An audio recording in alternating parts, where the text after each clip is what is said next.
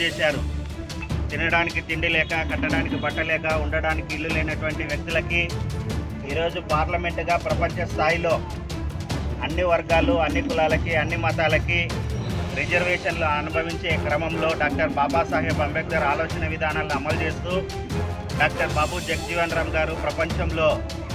అందరూ ఓడిపోయినా కూడా ఏకైక నాయకుడు, ప్రపంచంలో ఓటమి ఎరగనటువంటి గొప్ప నాయకుడు మన డాక్టర్ బాబు జగజీవన్ రామ్ గారు. ఆయన చిన్న వయసులోనే ఎన్నో కష్టాలు పడ్డప్పటికీ, తల్లిదండ్రులు చనిపోయినప్పటికీ చదువు వదలకుండా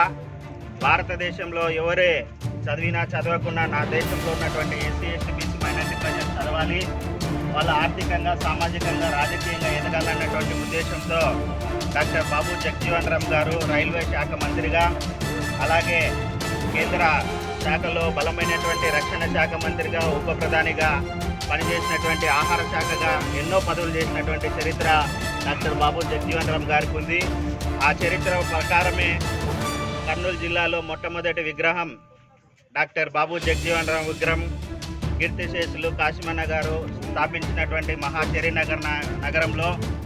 అన్ని వర్గాలకి, అన్ని కులాలకి, అన్ని మతాల ప్రజలకి డోర్ టు డోర్ ఇండ్లు ఇప్పించడం, వాళ్ళకి పింఛన్లు, కాలువలు, రోడ్లు, డ్రైనేజీలు, కమ్యూనిటీ హాలు, క్రిస్టియన్ భవన్లు,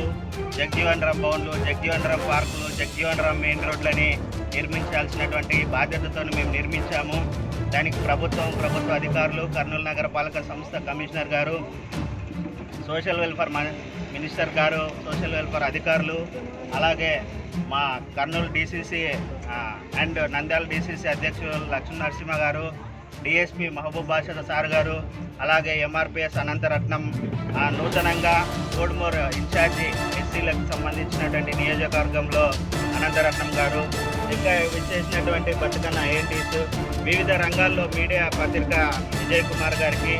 అన్ని వర్గాల నుండి దూరం నుండి వచ్చేసినటువంటి నా సహతోటి మిత్రులకి అందరికీ జైబీలు తెలియజేసుకుంటూ డాక్టర్ బాబు జగజీవన్ రామ్ ఆశయాలని అన్ని వర్గాల ప్రజలకు ఫలాల్ని అందించడమే మా లక్ష్యమని తెలియజేసుకుంటూ